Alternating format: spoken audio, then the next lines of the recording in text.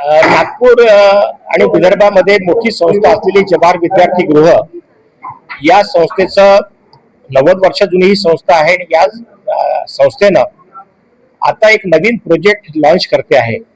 या प्रोजेक्टनुसार साधारणतः 240 मुलं आणि 240 मुली एवढी राहण्याची व्यवस्था ज्या वसतिगृहामध्ये असेल अशा प्रकारचं वसतिगृह त्या ठिकाणी तयार करण्याची योजना आहे. शासन त्यासाठी आम्हाला मदत करणार आहे. या संबंधीचा डीपीआर आम्ही तयार केला आहे.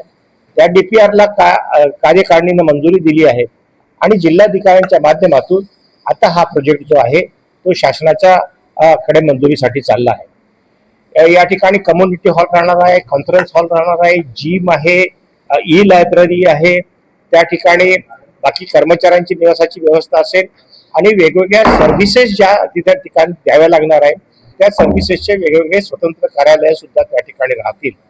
आणि म्हणून अशा प्रकारचा एक काम आहे आणि टप्प्याटप्प्यानं हे काम पूर्ण करण्याचा आमचा मानस आहे. पहिला आमचा टप्पा जो आहे तो पहिलं हॉस्टेल जे आहे विद्यार्थ्यांचं 12 मजली हॉस्टेल पहिलं टावर पूर्ण करण्याचा सगळ्यांचा 2 वर्षामध्ये हा प्लॅन आहे. त्याचे दर जे असतात ते साधारणतः शासन ठरवेल. शासनाचे जे दर असतील त्या दरामध्ये आम्हाला ते द्यावं लागेल. शासन त्या संदर्भातल्या काही ज्या अटी आणि शर्ती आहे सर्व समाजातील आणि वेगवेगळ्या जाती धर्माच्या विद्यार्थ्यांना त्या ठिकाणी ऍडमिशन द्यावी लागणार आहे. वेगवेगळ्या फॅकल्टीजमध्ये आणि वेगवेगळ्या क्लासेसमध्ये किंवा वेगवेगळ्या याच्यामध्ये एज्युकेशन घेणाऱ्या सगळ्या लोकांना म्हणजे 10व्या वर्गापासून तर पुढे PhD पर्यंत सर्व प्रकारच्या विद्यार्थ्यांना त्या ठिकाणी आम्ही प्रवेश देणार आहोत.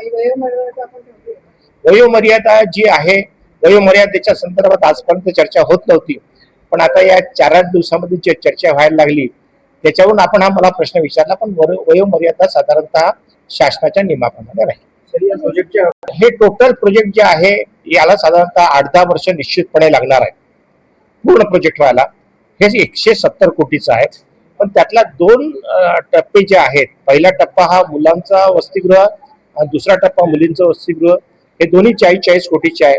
आणि पहिला टप्पा जो आहे तो साधारणतः 2 वर्षात पूर्ण करण्याचा आमचा मानस आहे. या भागामध्ये आपले मुख्यमंत्री आहेत आदरणीय देवेंद्रजी फडणवीस आणि पालकमंत्री चंद्रशेखरजी बावनकुळे या दोघांच्याही मदतीनं हे प्रोजेक्ट आम्ही पुढे नेतो आहे. इसका जो है भिवकड़े आर्किटेक्ट जो है भिवकड़े एंड एसोसिएट्स के उन्होंने इसका प्लान बनाया है, ये डीपीआर बनाया है. डीपीआर मंजूरी के बाद में इसका जो निधि आएगा वो गवर्नमेंट एजेंसीज पे आएगा. उनके टेंडर रहेगा, उनका आर्किटेक्ट रहेगा, उनका कॉन्ट्रैक्टर रहेगा, वो पूरा करेंगे और काम पूरा होने के बाद में वो संस्था को हैंड ओवर करेंगे.